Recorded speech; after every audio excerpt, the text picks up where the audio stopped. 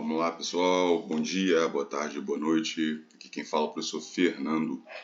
Vamos à questão 5, página 76, unidade 6, na continuidade. E a questão diz o seguinte: um satélite artificial terrestre se move em órbita circular numa altitude de 3,3 vezes 10 ao quadrado quilômetro. Né?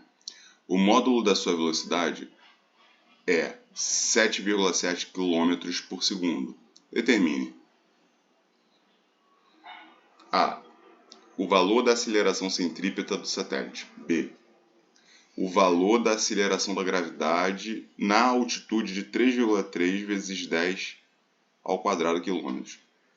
Sendo dado aqui o raio da Terra, né, valendo aproximadamente 6,37 vezes 10 ao cubo quilômetros, né, de distância, a gente tem a mesma configuração da questão anterior, certo?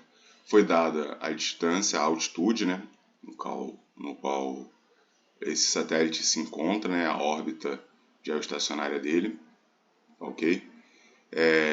Aquelas mesmas observações em relação a vetores unitários também estão valendo aqui, tá ok? Mas eu não vou seguir, né, nesse viés, tá bom? É dada a velocidade, né, a altitude, e pede-se para calcular a aceleração, tanto a aceleração centrípeta quanto a aceleração da gravidade naquela altitude.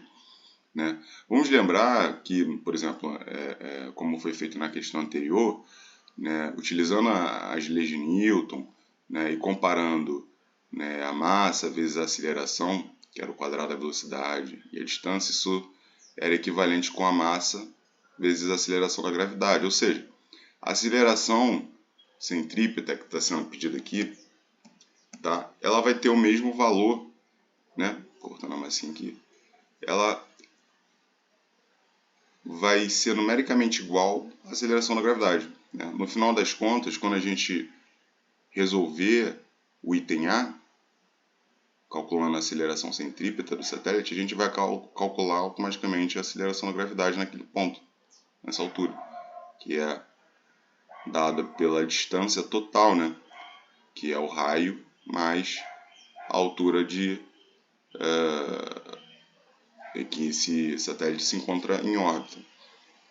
Tudo bem?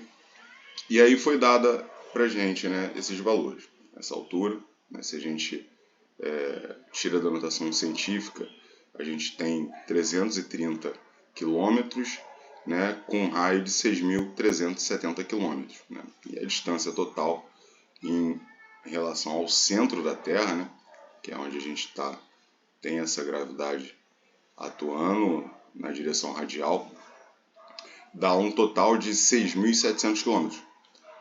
Tá ok? E aí foi dada a velocidade, né, de 7,7 km por segundo. Professor, mas eu preciso passar para para metro por segundo aqui? Não necessariamente, né? Até porque a velocidade foi dada em quilômetro por segundo e a distância foi dada em quilômetro. Você pode passar, certo? Mas acaba sendo um trabalhinho a mais, né, dado as continhas que a gente precisa fazer para resolver essa questão. Né? E aí, a primeira conta a ser feita, né, no caso, no formato que eu fiz aqui, existem outras formas de fazer, tá? Mas levando ao quadrado, né, essa velocidade, 7,7 vezes 7,7, né, a gente faz a continha rápida, chega ao resultado de 59,29 aqui. Tá bom, pessoal? E dividindo, né, pela distância, que é 6.700 quilômetros. Né? Colocando em notação científica aqui, a gente fica com um 6,7 vezes 10 elevado ao cubo aqui. Tá bom?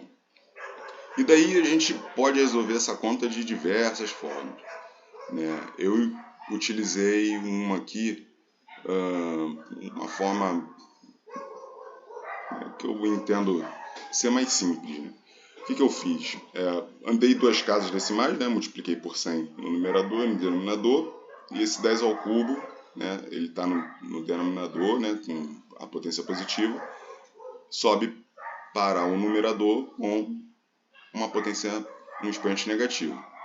Tá ok? E aí a gente fica com a necessidade de fazer a divisão apenas desse número aqui. A gente pode pegar, dividir de forma direta, né? Ou utilizar um macete, entre aspas, né? Que é bem conhecido na matemática como o algoritmo de Euclides, né? Que ajuda muito para a gente resolver algumas continhas de uma forma mais, né, mais rápida ou mais intuitiva ou menos, depende da forma que você preferir resolver a questão, tá ok? Mas, no final das contas, a gente tem que realizar essa divisão.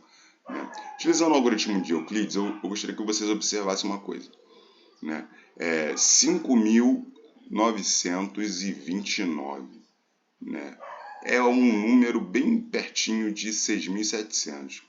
Se eu pegar o 670 e multiplicar por 10, a gente restitui aqui o 6.700. Tá bom?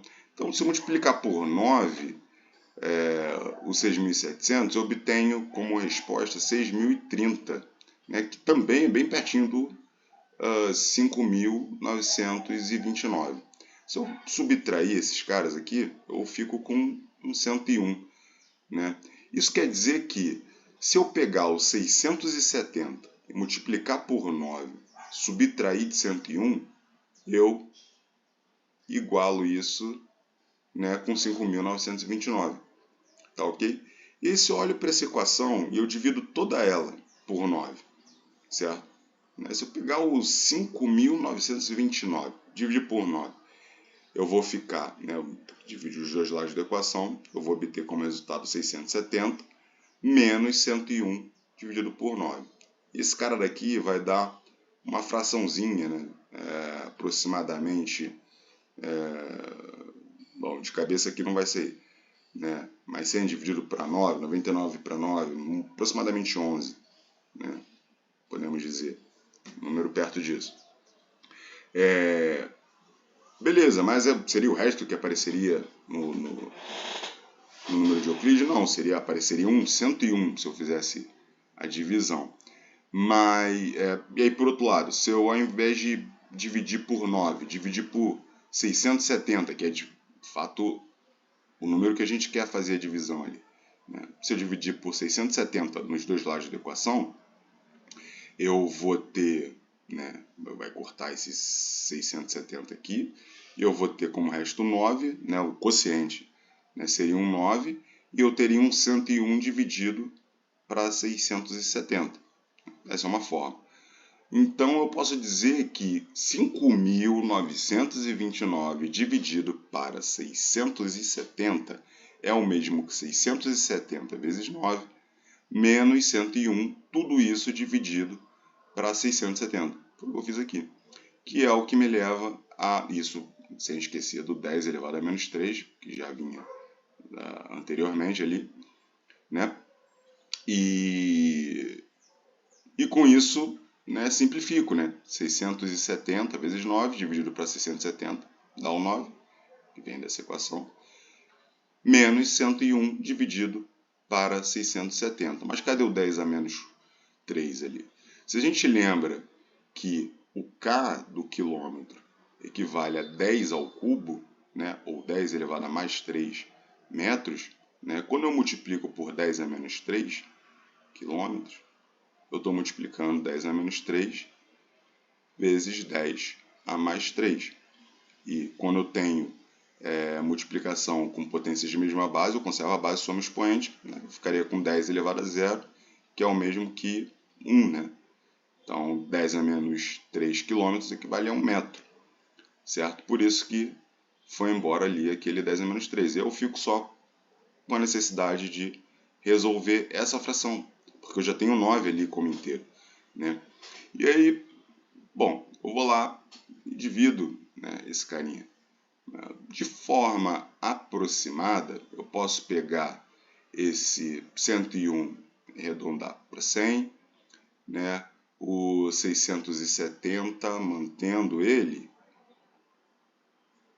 posso simplificar aqui, eu fico apenas com uma divisão de 10 por 67. Se eu realizar essa divisão, eu vou ter lá 100 dividido para 67, né? Porque aí eu precisaria completar com 0, né? 0,0 ali. E vou fazer a conta, né? Se eu multiplicar por 2 passa de 100, então por 1, 67, subtraindo dá 33, né? 100 menos 67 dá 33, não dá para dividir, completo com 0. E o número que se aproxima ali, a multiplicação que vai me aproximar do 330 seria um 4, né? Porque 5 passaria, né? Daria 335. Então, 67 vezes 4 vai me dar 6 vezes 4, 28. 4 vezes 6, 24. Com 2 dá 26. Né? 268. Né? Por 5, 335. Então, 268. 4 vezes 7, só para confirmar aqui. Perfeito, perfeito. Tá. E aí, aplicando a subtração aqui, né? 3 tirar uma unidade, vou ficar com 2, 10 menos 8, 2. 3 aqui, 2. Né? Eu teria um 12 ali, menos 6. E 0. Seria um 62. Né? Tá aí. Eu posso continuar dividindo, mas com 2 casas decimais ali eu já tenho um bom resultado. Então eu posso afirmar que 101 dividido para 670 é aproximadamente 10 dividido para 67, que é igual a 0,14. Ok? Então, se eu pegar esse resultado, né, substituir ali na fração, 9 menos 0,14, fazendo essa divisão, né, respeitando as casas decimais ali, pede emprestado 9, 8, vira 10, pede emprestado 9, 10, vira um 6 ali, tá ok? Sinalzinho, 9 menos 1, 8, 8 menos 0, 8. Respeitando a vírgula, 8,86. Mas por que você encontrou aquele 8,85? É porque em algum lugar eu fiz essa conta e né, fiz a divisão de 101 por 670, né, e dá aproximadamente mesmo eu consigo um 15 ali, né, que aí acaba me dando esse resultado. Tá ok? A resposta que o livro dá pra gente é um 8, aceleração centrípeta sendo igual a 8,9 metros por segundo ao quadrado. Tá ok? Mas por que isso? Porque toda vez que eu tenho, né, uma casa decimal ali, né, sendo 5 ou maior, eu arredondo para cima. Tá ok, pessoal? Se fosse um 4, arredondaria para baixo. Ficaria 8,8. Mas como tem um 5, arredonda para cima. Né? Com essa aproximação que a gente fez, a gente obteve um 8,86. Então a aceleração centrípeta seria aproximadamente 8,86 metros por segundo ao quadrado. Né? Que se a gente arredonda, isso dá um 8,9 metros por segundo, que é o resultado que a gente procura. Tá bom, pessoal? Então, esse é o nosso resultado. Se eu coloquei essa continha na calculadora, né, para a gente ver mais ou menos como é que ficou o resultado, e ele se aproxima do que a gente procura. Né? Se eu arredondo para cima aqui, eu fico com 8,5, né? Arredondando de novo, 8, cismei de botar o 9 ali, 8,9, tá ok? Esse é o resultado. Até a próxima questão, questão 6, na página 76. Até já, pessoal.